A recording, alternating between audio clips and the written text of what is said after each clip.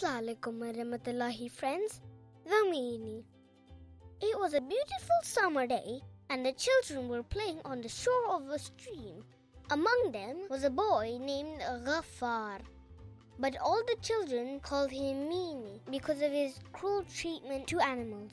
Gaffar was bored with the game they were playing. He wanted to play something that was more exciting and interesting. The other children made some suggestions, but he thought they were all boring. Gaffar called aside some of his friends who thought like him. Soon they announced that they had come up with a fun game. The other children wondered what this game could be. Gaffar and his friends sneaked behind their friend Ali, who was new in town and didn't know how to swim. He caught his hands and legs and threw poor Ali into the stream. How bad. Ali panicked. He struggled hard to swim, but the harder he tried, the more he sank. He started screaming for help. Help, help. Gaffar and his friends were laughing as he screamed.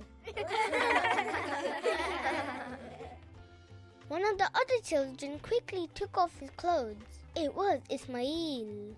Ismail was a brave kid and only he could stand up to Gaffar. As soon as he saw what they had done to Ali, he rose up against them. In a few minutes, he brought Ali safely to shore. The other children congratulated Ismail.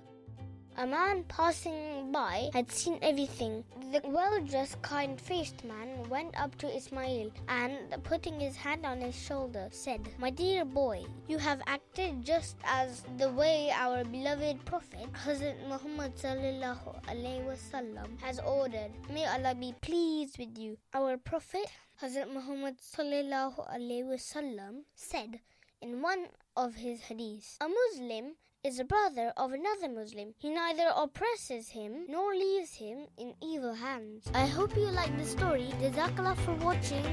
Allah